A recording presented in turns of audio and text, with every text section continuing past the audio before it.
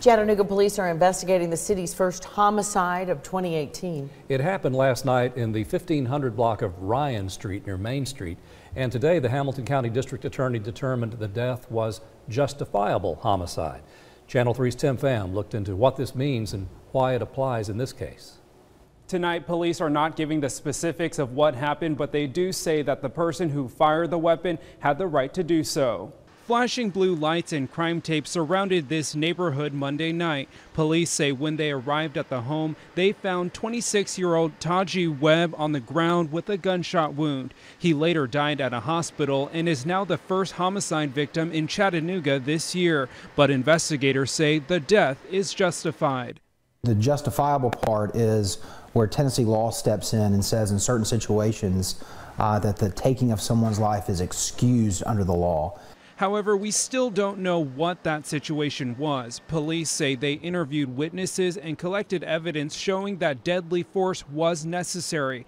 We wanted to know what kind of scenario could have played out to justify a homicide.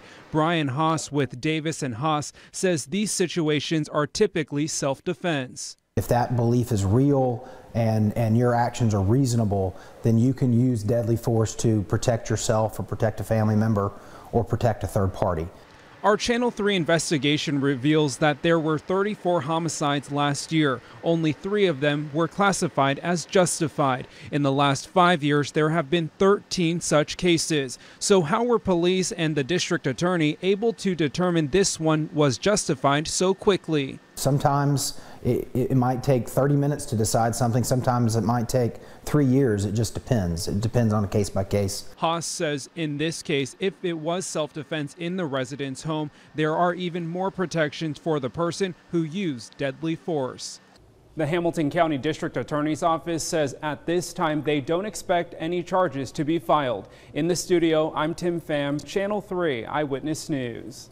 Officers say the man who was killed, Taji Webb, had a long criminal record dating back to 2010. He had been cited with theft, weapons, and possession charges.